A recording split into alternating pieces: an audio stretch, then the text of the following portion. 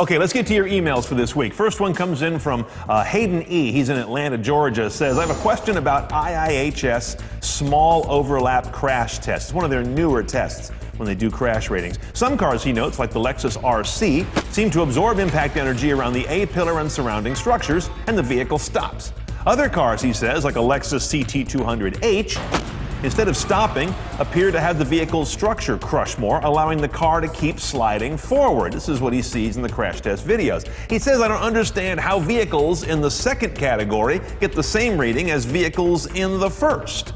Well, here's what's going on. Crash test ratings are interesting. I mean, this is the up and down side of releasing these videos, which the IIHS does and gets tons of media attention because they're amazing to watch, as well as learn the score. But the thing is, to the layperson who's not an engineer, that includes me, you think you can tell a lot by watching how that thing deforms when it hits a barrier. But to be honest, that's mostly interesting visuals, and the science is not on the outside of the car as much as it is on the inside with the dummy. The dummy is an amazing high-tech instrument package, and all that really matters is what happens to the dummy, regardless of how much deformation goes on the outside of the car.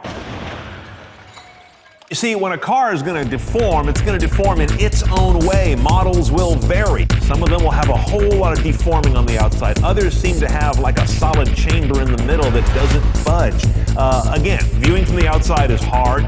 It's better to go with the idea that cars will all deform differently, model to model, even car to car in the real world. But all that matters is you want the crash energy dissipated somewhere in the car and not somewhere on me. If either of us is going to go to the junkyard after a collision, I want it to be the car, not myself.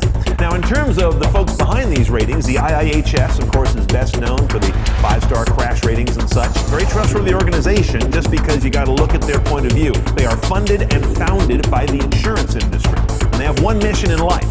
It's to shame car makers into making safer cars so their clients, the insurance companies, have to pay out fewer claims from injuries. So they've got no skin in the game other than to make sure cars are as safe as possible and surface the ones that aren't.